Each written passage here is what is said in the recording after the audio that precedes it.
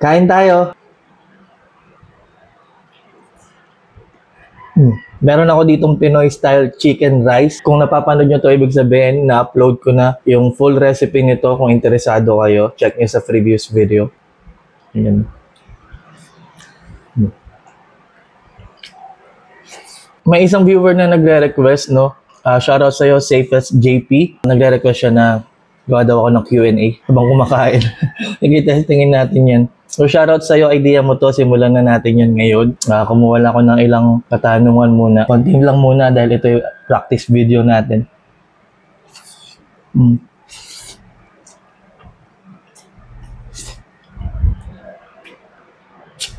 So, talaga yung basmati, no?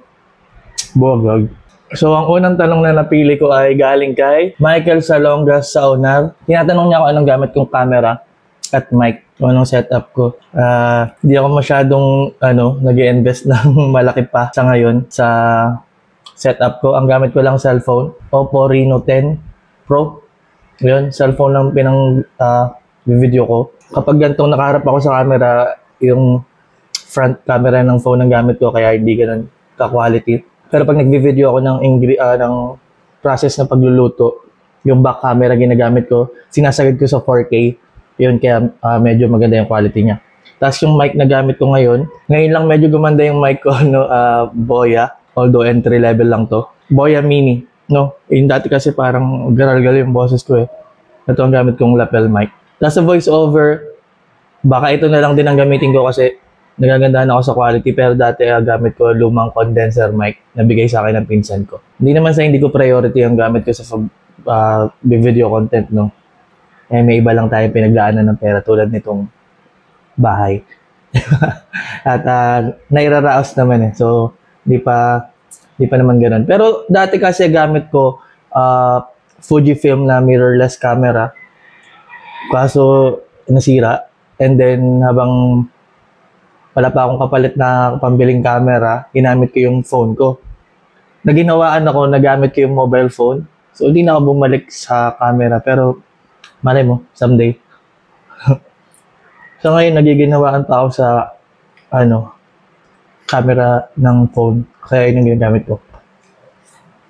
Next, hindi to tanong, pero gusto ko mag-shoutout kay Luis Findlay. Matagal na daw siya na nanonood ng cooking vlogs ko. Pero di niya alam na nakasali daw ako sa flip top.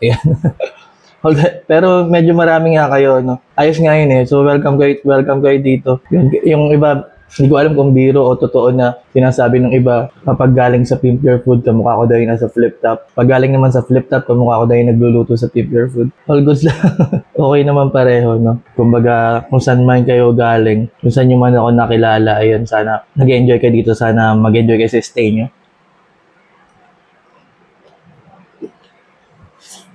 Sarap din ng chicken skin pag walang walang breading.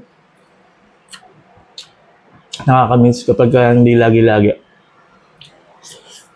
Next question galing kay Louie Modino. Tinatanong niya anong paborito kong pagkain recently. Ang kasalukuyang paboritong pagkain ko, nilulok forward ko every Sunday ay Lechon Cebu ng Edans Lechon Cebu. Hindi ako mapera, hayaan nyo muna ako mag-explain. Yung tito ko kasi nagtayo ng lechonan malapit dito. Every Sunday may tinda silang retail per kilo. 1 kilo, 2 kilo. Pwedeng kumuha kahit kalahating kilo. Pinakamababa yata 1/4 kilo. So dahil per kilo siya at isang beses lang naman isang linggo. So yun, na-afford ko siya. At talagang kine-crave ko palagi. Every Sunday parang nilook forward namin ng asawa ko na kakain kami ng lechon. Try nyo, search nyo sa Facebook, Edans Lechon Cebu. Hindi kayo magsisisi. Yun ang kasalukuyang paboritong pagkain ko ngayon. Next question galing kay Don. Para sa akin, ano daw ang pinakamasarap na roasted na pagkain? Para sa akin, roasted ulam. Okay. May paborito kaming inuulam dito.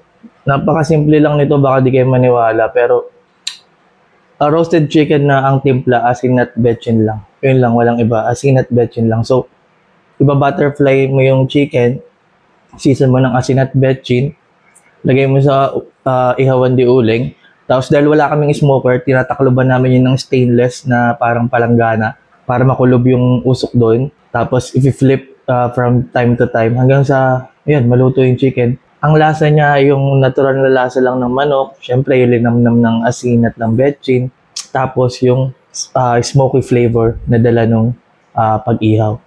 Napakasimple, pero para sa akin, yun ang napakasarap. Pag sinubukan nyo, oras na maluto, hatakin nyo na lahat sa pagkainan dahil hindi yun masarap pag lumamig. Napaka-solid ng experience kapag kakahango ng roasted chicken na asin at betchin lang. Solid ang sarap nun. Mawawala yung magic eh. Mawawala yung magic niya kapag pinalamig nyo pa. Tsaka yung juiciness, papansin ko nawawala and medyo tumitigas kapag lumamig. Yun, tender lang siya pagkakahango. Tapos, ang kagandahan doon, dahil asin at betchin lang ang nilagay natin, pwede na kayong maglaro. Diba? Kung ano pa partner yung side dish or sausawan. Ayun. Kumbaga, dahil nga napakasimple lang ng timpla, masusunod yung gusto mo kung saan mo siya gustong dalhin na lasa. Ako naman, ang paborito ko lang palagi, toyo, kalamansi at sili. Yun, isa sa paborito ko sausawan. Kahit lechon, sinasawsaw ko dun. Kahit masarap na yung lechon, parang gusto ko pa rin may kalamansi, sili at toyo. Galing naman kay Mark Chester Sales, gaano daw kahirap pagsabayan yung content creation saka battle rap. Nung nag full time naman ako sa paggagawa ng content, hindi naman ako masyadong lumalaban nun. Di ba matagal ako nawala sa flip top? Ngayon kasi full time na ako. Yun nga, mahirap syempre. Dahil hindi biro sa akin magsulat eh, saka mag-prepare. Matagal akong magsulat, tagal ako magkabisa. So, yun, mahirap siya isabay, lalo na yung kababalik ko, yung kay Batang Rebelde. Pero siguro dahil wala naman akong boss, hawak ko yung oras ko kapag gagawa ng content, ako masusunod, pero na lang kung meron akong brand deals, may sponsor na kailangan i-meet yung deadline, doon lang naman ako nararush. Pero basta lagi kong pipiliin, i-priority syempre, yung flip top kung may battle ako. Kasi, di ba, sagwa naman nun kukuha ka ng slot na hindi mo kayang gampanan. Kasi iniisip ko lagi na napakaraming magaling na rapper, na battle rapper. Napakaraming magaling na battle rapper. So, kapag tumungtong ako doon sa stage, kumuha ako ng battle, ibig sabihin, may isang slot akong inagawan. Kumbaga, may pwedeng mag-take kumuha ng slot na yon, hindi lang ako. So, kapag tumanggap ako, di ba, may inagawang kang ibang slot, so kailangan pakita mo na, deserve mo na ikaw yung nandun sa na yun, sa slot na yun. Kasi aminin natin maraming bago at maraming gusto syempre sumalang sa flip top, pinaka malupit na battle rap league sa buong mundo. Ayan, kaya yun, tsaka yung mga tao syempre kasi di ba hindi rin biro yung iba talaga bumabiyahe. Tapos nag-iipon ng ticket, na syempre yung gastos, diba, masulit man lang nila. Saka syempre yung binabayad sa yung TF, sulitin mo rin. Kaya nahirapan ako nung ahon, kasi dalawa. Kaya, kung may nakapansin sa inyo, 2 weeks bago yung ahon, dumalang na yung uploads ko. Kasi naubos na yung imbak ko na videos. At hindi ako kapag-shoot. Kailangan akong maghabol ng sulat. Yun, nawalan ako ng upload. Yun nga, tulad sabi ko, pipiliin ko palagi yung i-priority yung flip top. Kahit na ito yung full-time na trabaho ko. Basta tumanggap ako ng laban sa flip top, ipipilitin kong iyon yung i-priority ko. Sa tingin ko, medyo mahirapan lang ako ngayon kapag tatanggap ako ng battle ngayon. Kasi, ayun, nag-commit ako sa TikTok. Yung committed ako sa TikTok ngayon, everyday, 2 videos ang ina-upload ko. So, ewan ko lang kung paano ngayon. Pero magagawa ng paraan yan. Para sa mga nag-aabang. Gusto na yung kanin ko. Last question na siguro, no? Humingi na agad ako ng pasensya. First episode naman to. Kapag gusto nyo to, next episode, damihan natin yung questions na sasagutin ko, no? Last question, galing kay Angeli Ikay. Pinapanood ko daw ba yung mga battles ko? Ang totoo niyan, hindi ko pinapanood yung mga battles ko. Kahit panalo ko, kahit ano. Hindi ko pinapanood kasi ewan ko, naiilang akong panoorin yung sarili ko. Pansin nyo, pag nagagawa ko ng videos, hindi naman talaga ako nagpapakita. Kasi ayoko nang napapanood yung sarili ko. Ngayon lang ako medyo nasasanay na magsalita sa harap ng camera. Tagal-tagal ko na, ngayon pa lang ako nasasanay.